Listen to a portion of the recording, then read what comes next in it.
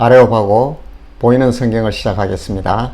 오늘 제목은요, 나도 살아야 할 것 아닌가요? 누구의 독백 같은데요. 어떤 내용인지 한번 들어가 보겠습니다. 어떤 사람이 전도를 하고 싶어서 좀 나이 드신 분이에요. 성경을 읽으면 하나님을 만날 수 있다. 가전 방법으로 서비스를 해오며 이렇게까지 오는데도 많이 힘들었겠지요. 그래서 그것을 수용한 거예요. 아마 나이가 60대쯤 되어 있는 것 같아요. 그래서 좀 점잖은 사람인데, 그래, 그러면서 내가 자네가 그만큼 얘기하니 내가 한번 읽어보지 하더니만 어느 날 갑자기 와서 성경을 들고 냅다 던지더래요. 이런 걸 내보고 읽으라 하느냐고. 알고 보니까 도대체 형님 왜 그러십니까? 아니, 무엇 때문에 그렇게 역적을 내시냐 그러니까, 이게 무슨 놈의 책이 며느리와 시아버지가 무슨 짓을 해? 하면서 집어던지더라는 거예요. 이 성경을 때로는 혼자 읽으면 안 되는 이유들이 있습니다.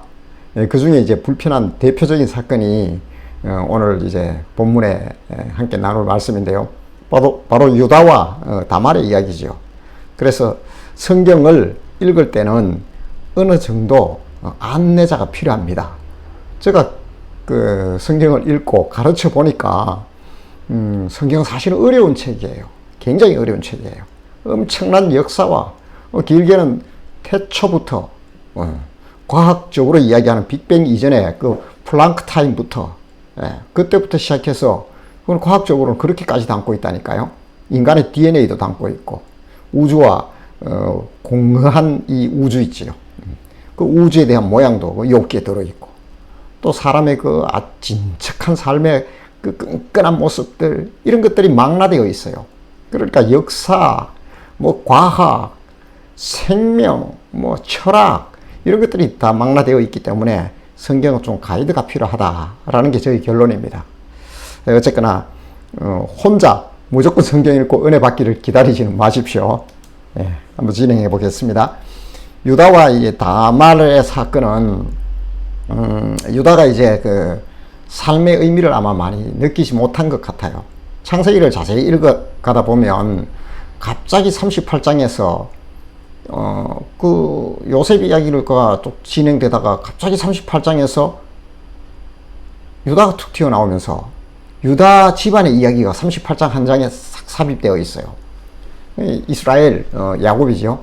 야곱이 요셉을 잃어버리니까 제가 볼 때는 그런 것 같아요.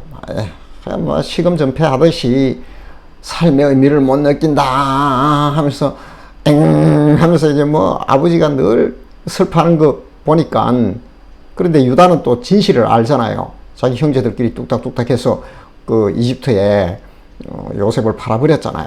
마음의 가책도 있고 아버지 보기도 민망하고 그러니까 아마 그 집을 훌훌 털고 아버지 좀 떠나 살자면서 가나안 땅으로 내려가게 됩니다.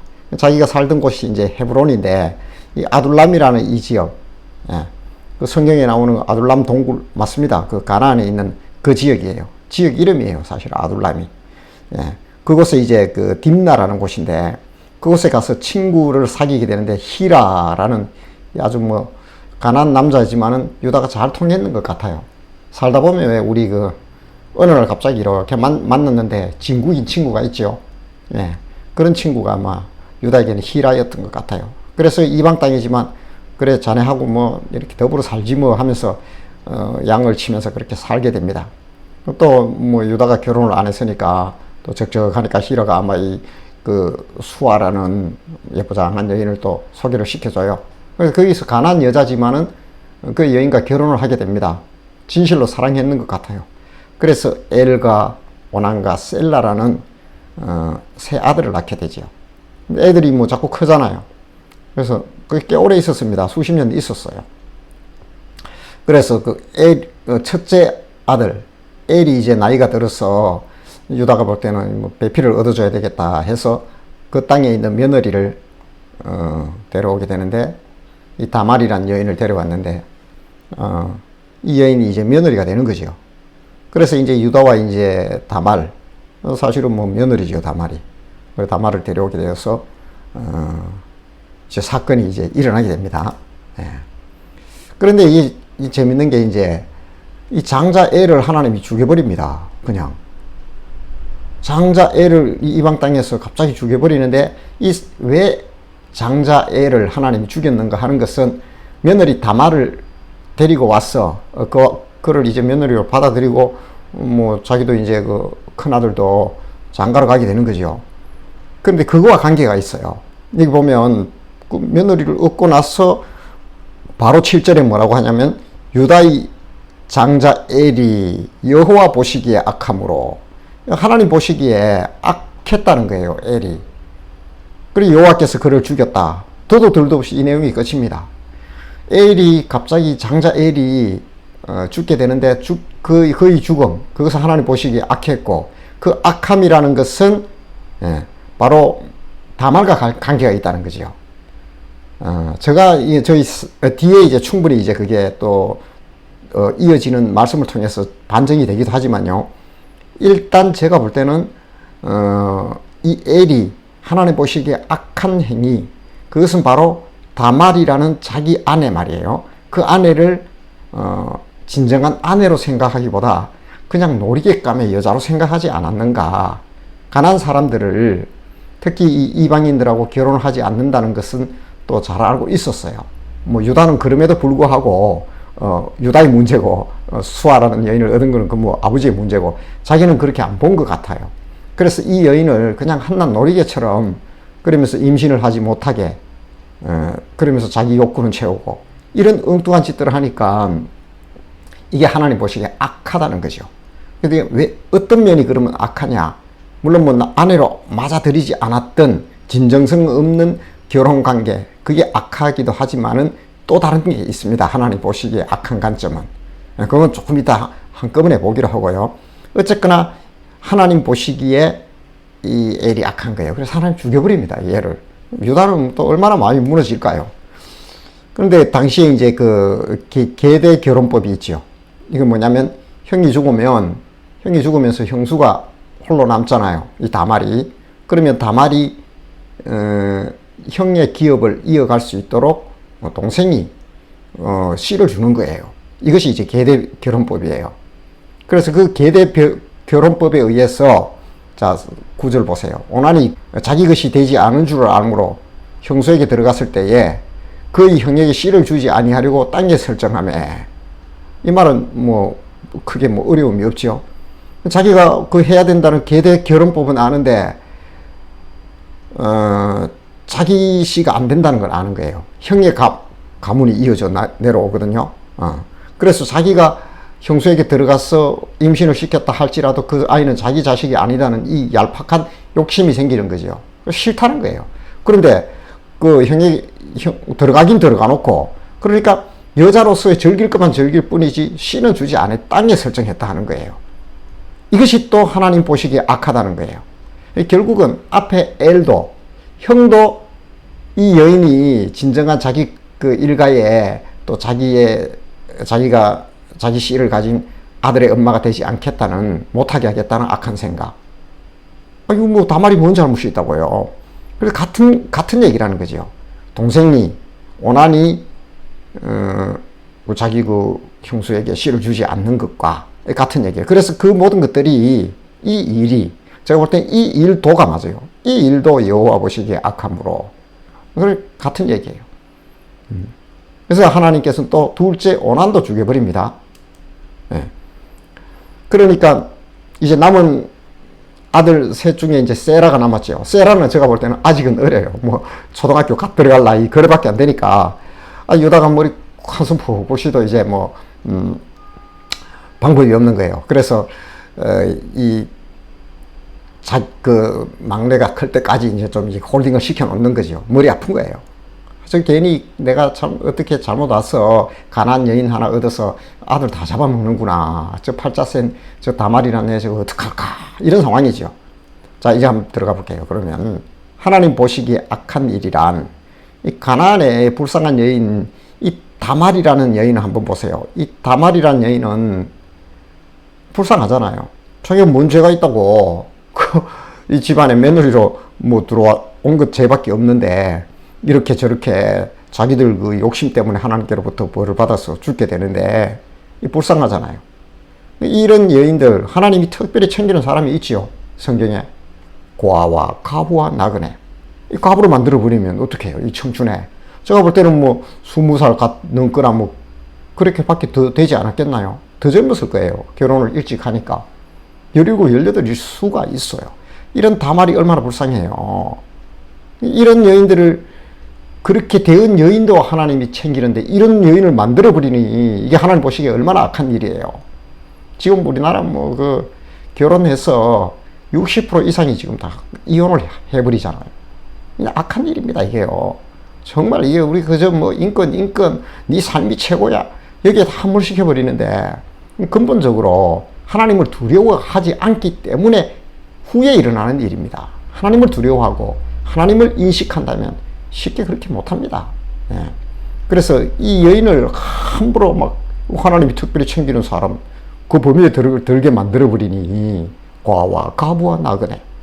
그러니까 하나님께서 보시기에 악한 거죠.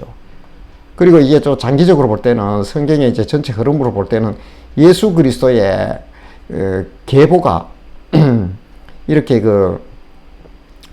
다말을 통해서 유다를 통해서 이어져 가는데 유다는 그 베레스와 세라를 낳았다 그러거든요. 나중에 보면 이제 아들인지 손자인지 모르지만은 유다와 다말 사이에 애가 나오거든요. 그래서 이어져 가서 유다 이후로 10대 후손이 다윗이에요. 그 예수 그리스도의 족보입니다. 이 족보에 들어갑니다. 이 여인이. 이렇게 예수 그리스도가 이 계보를 통하여 와야 되는데 그것을 악하게 자기들의 욕심 때문에 막아버리는 그 셀과 오난. 하나님이 악한 거죠. 정말 악한 거예요, 이거는요. 누가 제일 이 일을 예수 그리스도의 계보를 막고 있던가요? 성경 전체를 보면 사탄이에요. 마귀는 막 끝까지 무슨 일이 있든 헤롯 왕을 통해서 추적을 해서라도 2살 난 아이까지 다 죽여버리는, 갓 태어난 아이들 말이야 다 죽여버리잖아요. 그런 일까지 해서 계보를 없애려고 하는데 그런 일을 지금 하고 있어 하나님 보시기에 악할 수밖에 더 있겠나요? 그는 나보다 옳도다. 이 말은 창세기 38장을 대변하는 유다의 독백인데요. 자, 이 여인이 다말이 첫째 엘과 둘째 오난을 다 잡아먹은 팔자 센 여인이잖아요. 그래서 아직은 막내 세라는 어리니까 너 좀 친정에 좀 가 있으라 라고 얘기를 합니다. 그래서 수절 아닌 수절을 하게 되죠. 이렇게 친정에 와서 두 아들 다 잡아먹고 두 남편 잡아먹고 온 이 가시방석이죠. 친정에 갔다 한들 이거 사는 거겠어요. 그런데 이제 소식이 들려와요. 친구들이 있잖아요. 하는 말이 너 시아버지가 여기에 딥나에 양을 키우지 않느냐, 양털을 깎으러 오신대. 그러니까 이제 모종에 이제 생각을 합니다. 나 이대로 죽을 수 없다. 나 시아버지 만났어. 이제 그 사이에 이제 조금 시간이 지났으니까요. 세라가 이제 컸어요. 그래서 이제 형들처럼 컸기 때문에 계대 결혼법에 의해서 자기 형수인 다말에게로 들어올 수 있는 나이가 된 거예요. 이제 단판을 지으려고 하는 거죠. 7거 지약 중에 하나가 당시에 이렇게 수절하는 거잖아요. 애도 없고 갔다가 그냥 청춘에 돌아오는 사람 취급 못 받거든요. 사는 게 아니라니까요. 근데 자기가 이제 희망이 생긴 거는 시아버지 붙들고 왜 세라가 다 컸는데 나의 대를 이어주지 않느냐 하고 단판을 치기 위해서 사건을 벌인 게 바로 창녕 사건입니다. 예. 그래서 털을 깎으러 간다는 이야기를 듣고 예쁘게 이제 이렇게 면사포 같은 거 있지요. 예. 그런 거 탁 뒤집쓰고 이렇게 화장을 하고 전혀 다말인지 모르죠. 그렇게 예쁘게 해가 길거리에 이제 앉아 있는 거예요. 당시 이제 먹고 살기 어렵고 이렇게 다말 같은 처지에 있는 여인들이 살 길은 아마 그거밖에 없었는 것 같아요.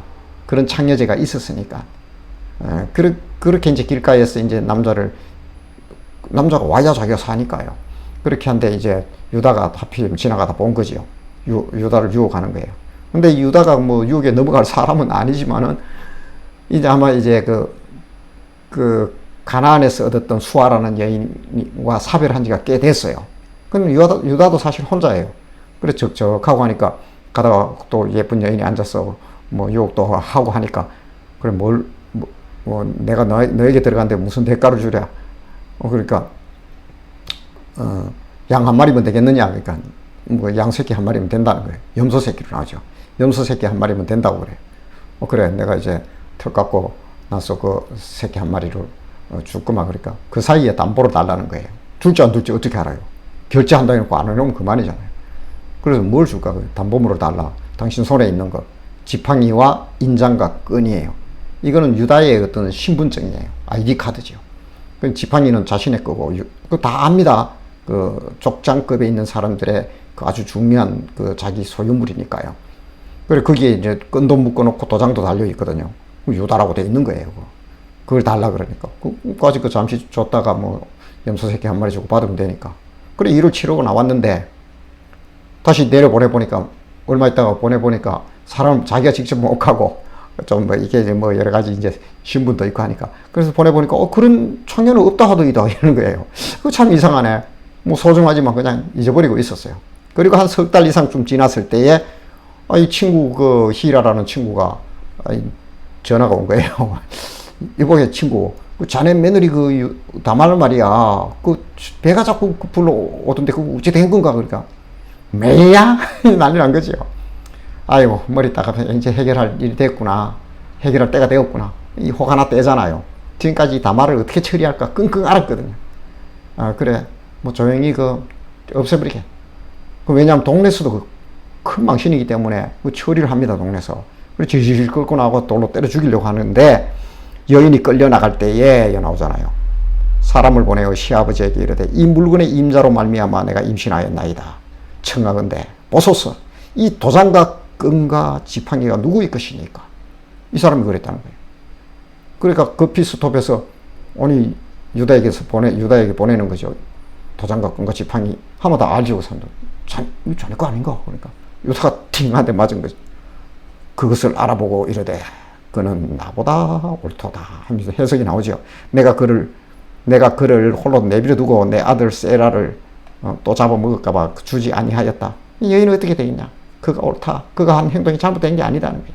그녀가 그렇게 창녀로서 그래 할 수밖에 없는 상황으로 몰아버린 건 나야 나 하면서 자책하면서 그를 다시는 가까이 하지 아니하였다라는 거죠. 자, 이 질문이 하나 나오죠. 베레스와 세라. 그래서 얻게 된 그 자녀가 쌍둥이에요. 이렇게. 베레스와 세라라는 쌍둥이를 얻게 됐는데, 이들은 유다의 아들인가, 손자인가? 지금 며느리고, 시아버지 사이에서 애가 둘 나왔는데, 쌍둥이가 나왔는데, 이 베레스와 세라예요. 할아버지하고 불러야 됩니까? 아빠 불러야 됩니까? 얘들 커가잖아요. 성도님들 뭐라고 생각합니까? 이 답이 있나요? 답이 있습니다. 그런데 바로 볼까요? 예. 쌍둥이 베레스와 세라는 유다의 아들인가 손자인가? 이게 역대상에 가면 나와요. 예수님의 그 족보가 쭉 시작되면서 유다의 며느리 다말이 유다에게 베레스와 세라를 낳아주었다죠. 누구에게요? 유다에게. 그래서 유다의 아들이 모두 5이었다. 처음에 그 수아라는 가나안 여인에게 엘과 오난과 셀라를 낳았잖아요. 그리고 이 둘은요, 다말 며느리 사이에서 낳았잖아요. 그래서 합쳐서 유다의 아들이 5명이라 하니까 유다의 아들이 된 겁니다. 하나님께서 이 여인을 챙기셔서 결국 이 여인이 베레스와 세라는 이 금쪽 같은 아들 둘을 낳게 되고, 그때 당시에 7거 지약 중에 하나인 그 팔자 센 여인으로 그저 정말 창녀, 길거리의 창녀로 살 수밖에 없던 그 여인, 네가 옳다. 그러면서 하나님은 이 아들 둘을, 베레스와 세라를 어머니 하면서, 그래서 아버지는 또 그 유다예요. 그렇게 하나님은 챙겨주셨다는, 그것이 바로 이 사건의 행간이 아닌가. 이 불쌍한 가난안 여인, 누가 이걸 챙길까요? 하나님이 정말 싫어하는 일이 있지요. 특별히 챙기는 사람들 건드는 거 못 참습니다. 고아와 가부와 나그네, 이 손 못 대게 해요. 그러니까 고아와 가부와 나그네에 드는 다말, 그런 여인을 그 유다의 아들들은 만들어내니까 그게 하나님 보시 악한 거지요. 이 여인은 누가 챙길까요? 자, 근데 그 여인이 바로 누구냐면 오늘 우리입니다. 저는 저라고 봐요. 뭐 그 다를 바 뭐가 있어요? 하나님이 우리를 챙기지 않고 우리를 버려둔다면 나는 어디 가며, 우리 성도님들은 누가 우리의 역성을 들어주겠나요? 하나님은 우리를 사랑하신다는 그런 마음을 오늘 사건의 행간을 통하여 보여주고 있고요. 그리고 가장 중요한 예수 그리스도의 계보가 이어져야 됩니다. 마귀는 이걸 가장 싫어한다고 했잖아요. 이어지는 걸. 그래서 이런 예수 그리스도가 오시는 과정에서 다말이란 여인이 등장한다는 것. 바로 예수님은요, 잘나고 뭐 이런 그럴 것 같으면 구원할 이유가 없지요. 자기 알아서 하고 자기가 구원받든지. 그렇게 저렇게 떨어져 있는 다말 같은 여인, 그런 삶에 처져 있는 우리를 구원하기 위하여 우리의 모습 그대로 오신 분이 예수님이십니다. 그래서 우리를 구원하신 거예요. 그래서 나를 통하여 또 다른 사람을 세우기도 하고 구원하기도 하고 하나님의 역사는 계속해서 이어진다는 거죠.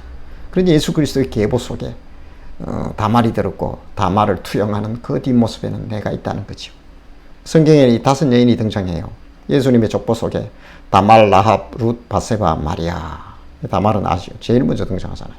그리고 라합은 여리고 성의 그 기생이었죠.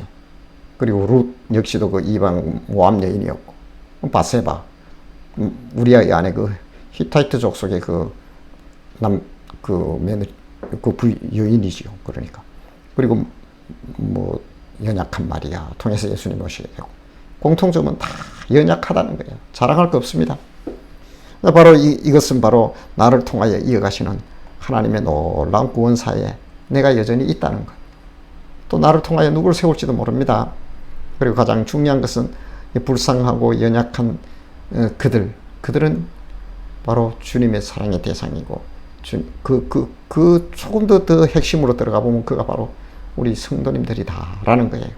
그래서 연약하고 보잘것없고 역성드는 이 없는 것 같아도 하나님이 우리를 붙들고 계시다는 것. 이것을 아마 유다와 다말 사건을 통하여 말씀하고 계시지 않는가 하는데요.